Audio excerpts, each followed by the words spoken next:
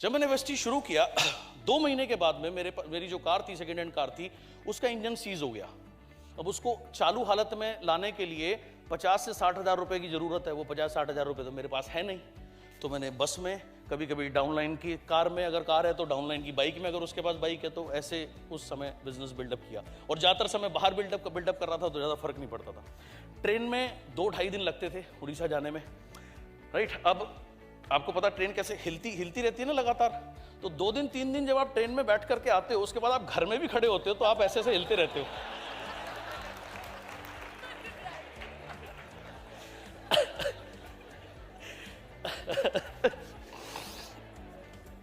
मैंने जो घर में बोला था कि मेरे को ऐसा लगता है 6 महीने के बाद मेरा चेक ना 2 लाख हो जाएगा, तो मेरा 6ठे महीने का पे आउट आप देखिए 2,07,707 रुपया।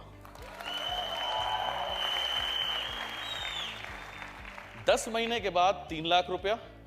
फरवरी 2008 में वेस्टीज शुरू किया था। जनवरी में कार फंड वेस्टीज जिंदाबाद, पहली कार वेस्टीज से बाली साहब ने मर्सिडीज की चाबी दे दी, राइट।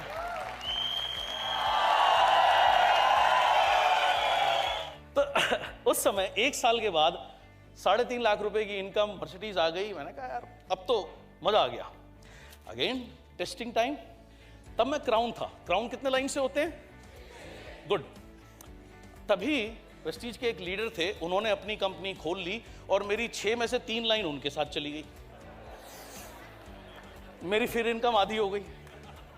लेकिन तब तक मैं इतने सारी उतार चढ़ाव देख चुका था, मुझे पता था ये बहुत टेम्पररी फेस है। और इस बार मैंने एक काम और किया, मेरे एक्सपीरियंस से मैंने सीखा था, जब आपका कोई जाता है ना, उसे बचाने के चक्कर में मत लगो, राइट।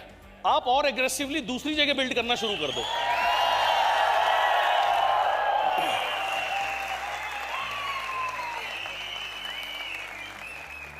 सो मैंने अपनी ट्रैवलिंग और ज्यादा बढ़ा दी, और ज्यादा बाहर नेटवर्क बनाना शुरू कर दिया। एंड तब एक इंसिडेंट हुआ। और रेगुलर मैं जो रोज विजुअलाइज मैं करता था कि मुझे यहां बनना है, इस पे चेक पे पहुंचना है और मेरा लाइफस्टाइल ये होना चाहिए, मैं रोज विजुअलाइज करता था। उसका परिणाम क्या हुआ? उड़ीसा में वेस्टीज का पहला अवार्ड फंक्शन हुआ। उसमें सुदर्शन को मर्सिडीज उसने ली। अगले दिन वो मेरे को एयरपोर्ट छोड़ने के लिए आया। मेरे को जाना था वहां से कोचीन, तो मेरी फ्लाइट थी भुवनेश्वर टू मुंबई, मुंबई में 2 घंटे का halt, then Mumbai to Cochin. अब सुबह वो आने में कुछ लेट हो गया, ट्रैफिक भी ज्यादा था, डर डर के वो भी चला रहा होगा मेरी तरह, तो मेरी फ्लाइट मिस हो गई।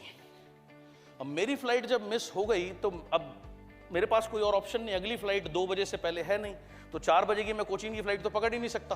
तब मुंबई टू कोचीन एक ही फ्लाइट जाती थी। अब वो छूट गई तो मुझे एक रात मुंबई में जबरदस्ती रुकना पड़ेगा। तो मुझे वैसे ही बैठा हुआ था मैं, तो मुझे दीपल जी के बारे में, नीलेश जी के बारे में याद आया। तो मैंने दीपल जी को फ़ोन किया, तो मैंने कहा ऐसे ऐसे मैं मुंबई आ रहा हूँ। तो बोली ठीक है, हमारे घर ज़रूर आना। तो मैं अगले दिन ब्रेकफास्ट पे इनके घर गया। अब जैसे पुराने लोग मिलते हैं तो जनरली क्या बात करते हैं, आप कैसे हो? मैंने कहा जी मैं बहुत अच्छा हूँ। कहाँ से आ रहा है? मैं कहा ऐसे भुवनेश्वर गया था। क्या कर रहे हैं? मैंने कहा सुदर्शन ने बेंज ली है। फोटो दिखाई, बोला अच्छा सुदर्शन ने बेंज ली, बहुत बढ़िया। उसकी इनकम कितनी हो गई? मैंने कहा इतने 3 लाख रुपए हो गई। बोला तुम्हारी इनकम कितनी है? मैंने कहा 3 लाख रुपए है। अच्छा तुम्हारे साथ डॉक्टर रेजा गए थे, उसकी इनकम कितनी है? मैंने कहा 2 लाख रुपए है। बोला अच्छा वो अशोक घोष गए थे? मैंने कहा उसकी इनकम 1.5 लाख रुपए है। अच्छा देवशीष घोष गए थे, उसकी इनकम 1.25 लाख रुपए है। तो ऐसे 7, 8, 10 लोगों के बारे में जितने के बारे में दीपल जी ने बताया, एवरीबॉडी वाज अर्निंग वेल। तो दीपल जी के मुंह से निकला हमें भी ज्वाइन कराओ ना, राइट। अब उनके ड्राइंग रूम में ये बैठे हैं, हम तीनों बैठे हैं। नीलेश भाई भी सरप्राइज हो गए, बोले क्या बोल रही है।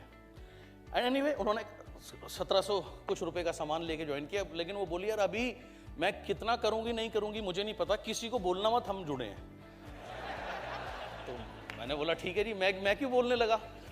उन दिनों अल्फा मॉल है आपके यहाँ पे, अल्फा मॉल में दीपल जी का बुटीक था और नीलेश भाई अपना जो फाइनेंस का बिजनेस था वो भी करते थे और एक अदर कंपनी से अटैच थे। और उन दिनों मैं फर्स्ट एंड लास्ट टाइम इनके बुटीक पे ये मुझे लेके गई और इन्होंने मुझे एक सीक्रेट का वीडियो दिया, राइट।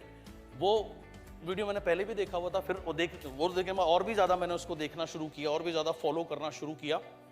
अब इन्होंने क्या, मैं वहाँ से निकला, सिर्फ बाली साहब को मैंने बोला, मैंने कहा ऐसे ऐसे दीपल ने ज्वाइन किया, लेकिन उसने भी मना किया किसी को बताने के लिए। बोला ठीक है यार, जब उसका मन होगा देखेंगे। अब इस बीच में क्या है, 2-3 महीने का पीरियड निकल गया, तो उन्होंने सिर्फ ज्वाइन किया, सामान लिया, नो एक्टिविटी, नथिंग।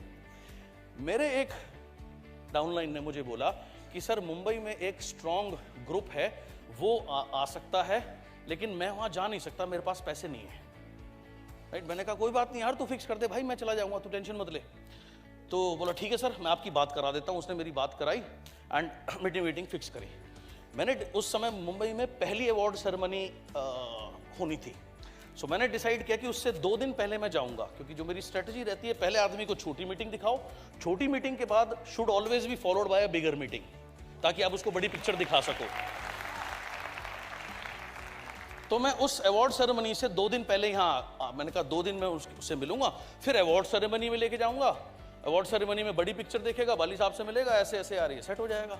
अब मैं यहाँ पहुँच गया, अब मैं उसे फ़ोन कर रहा हूँ, मेरा फ़ोन ना उठाए। अब मैं स्पेशली मैं उसी के लिए आया हूँ और बात करके आया हूँ, लेकिन अब मैं उसे फ़ोन कर रहा हूँ, मेरा फ़ोन ही नहीं, उसने मेरा 2 दिन तक फ़ोन पिक नहीं किया। राइट, अब मेरी टिकट पहले ही बन चुकी है, मैं आ गया हूँ तो आ गया हूँ, मैं क्या कर सकता हूँ। हमारे हाथ में क्या होता है, हमारे हाथ में रिजल्ट्स कभी नहीं होते, हमारे हाथ में हमारे कर्म होते हैं। राइट, सो मैंने मेरा कर्म जब सही किया है, तो परिणाम आज नहीं मिल रहा तो कल मिल जाएगा, यहां से नहीं मिलेगा तो कहीं और से मिल जाएगा। राइट, सो 2 दिन मेरे पास करने को कुछ नहीं, 2 दिन ऐसे ही। 3rd डे अवार्ड सेरेमनी खत्म हुई, बाली साहब मैरियट में रुके हुए थे, जो कि दीपल जी के घर के बहुत पास है। तो शाम को वहां से फ्री होके बाली साहब ने और मैंने दीपल को फ़ोन किया। सो दीपल और नीलेश जी हमारे होटल में आए एंड दीपल जी का मुझे आज भी याद है, पहला सवाल ये था कि वेस्टीज में कैसे लोग इतने पैसे कमा रहे हैं। तब बैठ के बाली साहब ने डिटेल प्लान दिखाया, मेरे ख्याल 3-4 घंटे लगा के सारी चीज़ें, क्योंकि ऑब्वियसली वो इतने साल से इंडस्ट्री में थे, प्लान समझ सकते थे, तो उनको काफ़ी समझाया। वहाँ से दीपल जी और नीलेश जी का बिजनेस टेक ऑफ हो गया, जबकि मैं आया इनके लिए नहीं था, मैं आया किसी और के लिए था। सो अगर आप अपना काम सही करोगे, आपको कहीं ना कहीं से परिणाम मिलेगा। आप अपना काम सही रखो बस।